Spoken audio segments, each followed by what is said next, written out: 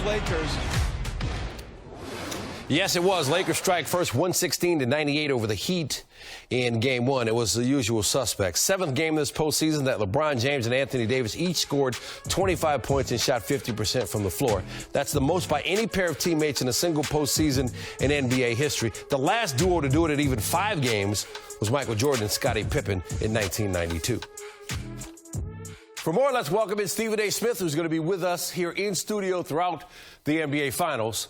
So, Steve, it's hard not to overreact to a game like this, but how much trouble are the Miami Heat in right now? Oh, they're in a world of trouble. They're on the verge of getting swept if they don't get their act together. The level of domination that you saw from the Los Angeles Lakers tonight should tell you a story. Miami goes on a 13-0 run, jumps out to a 23-10 lead, and then the next thing you know, they end up getting outscored like 55-25, and at one point they were outscored by 40 over the course of 2.5 quarters. That is an annihilation. That is a butt whipping. It almost looks like it was a nice run. We applaud you for your efforts, but it ends now. That's the kind of beatdown they got tonight. I'll give them an opportunity in Game 2 to make amends, but I can assure you that I speak for a lot of people in America when we say we're fearful that a sweep is imminent. We hope not, because we like competition, but we're fearful. I mean, when you look at the teams on paper, the Lakers are the more talented team. Yeah.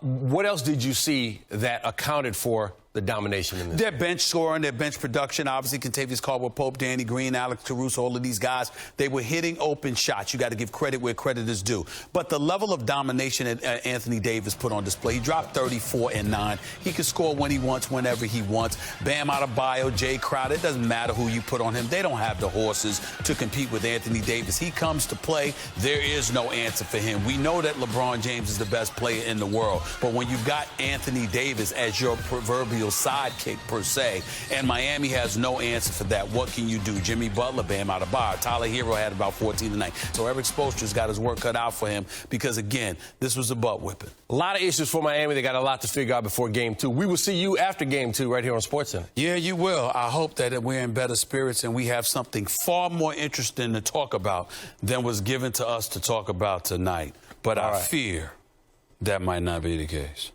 I'm just saying. Stephen A. Smith with us on SportsCenter.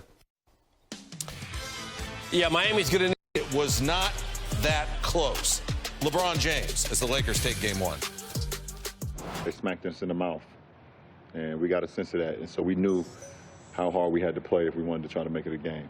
And, you know, from that moment when it was 23-10, we started to play to our capabilities. We started flying around. We started getting defensive stops in. We started sharing the ball a lot better offensively and just got into a really good groove. Feels good to get the first game. You know, we're not satisfied. We don't like how we ended the game. That wasn't a championship mentality, and you know, we have to be better in that regard. But you know, we'll take the win, but we'll watch film and you know, try to get Game 2 as well. We talk about how damn near perfect that we have to play, and that was nowhere near it. There's nothing to be said. We can watch all the film in the world. We understand, we know what we did not do. What we talked about we were going to do, we didn't do. We didn't rebound. We didn't make them miss any shots. We didn't get back. All of those things led to the deficit that we put ourselves in. All right, you talk about Tim Legler. And, Tim, you look at the injuries, and you look at Game 1, and now you look at the series, and you see what? Well, I see a team in Miami that already got hit with a gut punch tonight, and I see a team now that doesn't have the depth to withstand anybody out of the top of their rotation being out. And I'm worried about Goran Dragic because when it happened, playing the best basketball, I believe, of his entire career, if he has to miss the rest of this series. All right, while we're on the subject of things you're familiar with, the Lakers are 11 for 17 shooting the three in the first half. Very Legler-like. They were 4 for 21 in the second half shooting the three. Un-Legler-like. Where are the Lakers when it comes to shooting the three? Well, Eric Spoelstra better hope it's more like the second half. I can tell you that, Neil. But here's the thing. It's somewhere in the middle, and going into this series, you had to realize you're going to give up something to the Lakers, and it's going to be the three-point shot. Problem is, when they move the ball the way they did and they operate with smart cuts, and smart post play, they're going to get better looks and they're going to be a better shooting team. Here's an example. You throw it into AD in a post, double team comes, great cut by Rondo, draws that top defender. Now it's a matter of moving the ball. Iguodala closes out hard. Nice job by Kuzma to recognize it, puts it on the deck, and now you force another defender to come help, and it leaves KCP wide open in the corner. If he's going to take a shot with that kind of balance and time, he's going to be a better shooter. Another example, pick and roll, get the ball to the middle. Rondo forces the backline defender, in this case Dragic, to step up, and now you've got one guy on the weak side to play two. Great ball movement. You get it over to the corner. And again, Alex Caruso, not a great three-point shooter, but when he's got that much time and he's on balance, he's going to become a higher percentage shooter. Now, this one hurts because you do the right thing defensively. You get four guys back to wall up LeBron in transition. This is the primary focus defensively. On the kick out, if you're Solomon Hill, you're going to give Rondo this kind of room. You're going to say, go ahead. Can you make that shot? Rondo did. And again, feet set on balance all the time in the world. When they're taking looks like that, Neil, their percentages are better than they indicate in the regular season. That's what they did to him in the first half. You're not going to be able to take away everything, particularly with what LeBron and AD do to you in the paint. So the strategy against this team has to be force three-point shots. They did it in the first half, and the Lakers buried them and got all the separation they needed in the second quarter. Eric Spoelstra has to continue to roll those dice that is the shot that the Lakers are going to miss enough to give the Miami Heat a chance to win this series. Game 2 Friday, Tim Legler. Nothing but net. What if I told you that Stephen A. Smith is in the house? Not on Zoom, not on Skype, not in Bristol. He's in Los Angeles. He'll be with us on. You guys went on, I think, a 75-30 run after falling down 13 early. What allows you guys to have success like that over a sustained period of time, a run like that? Paying attention to detail.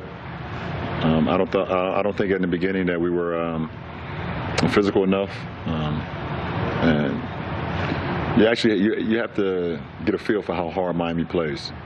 And I think they smacked us in the mouth, and we got a sense of that, and so we knew how hard we had to play if we wanted to try to make it a game. And, from that moment when it was 23-10, we started to play to our capabilities. We started flying around. We started getting defensive stops in.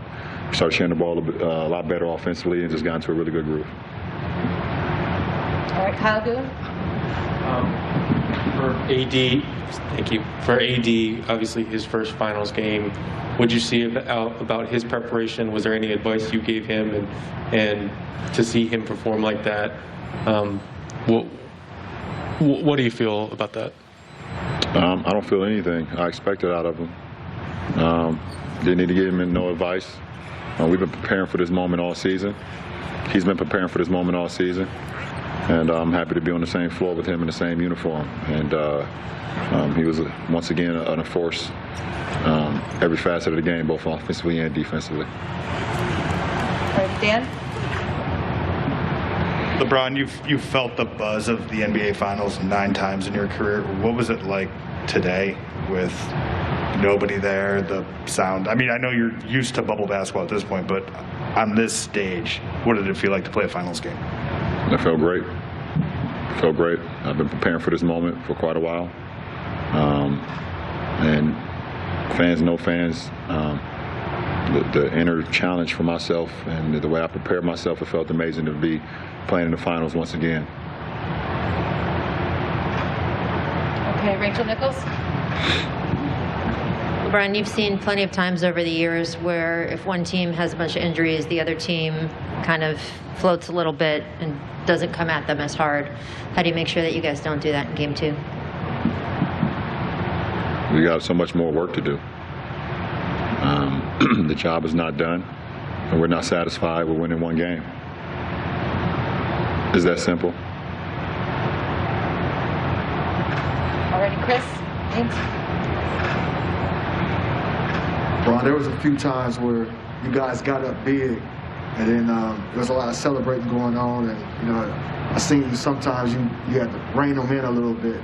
What do you, from your experience, what have you seen in the past that got you to the point where you felt like sometimes you just say like, okay, let's keep it on task?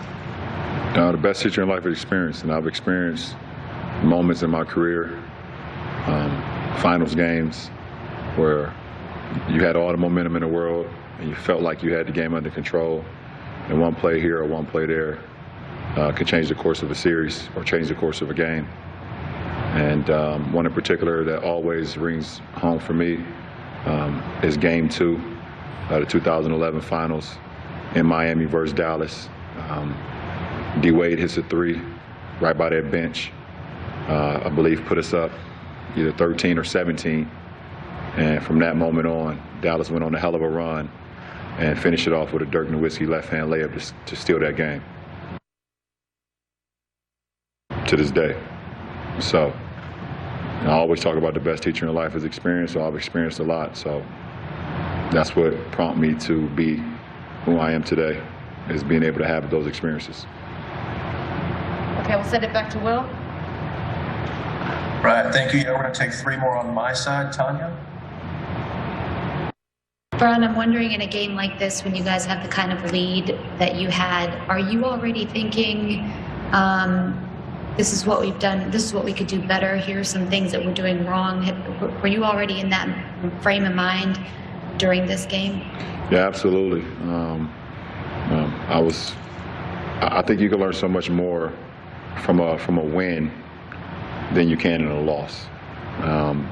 And I can't wait to get, for tomorrow for us to get back together and watch the film and see ways we can be better and see some of the breakdowns that we had, especially in that fourth quarter, especially in that first 6 minutes of the first quarter, where we could be so much better defensively and also so much better offensively. So I can't wait. I'm extremely amped up about watching the film with our ball club tomorrow.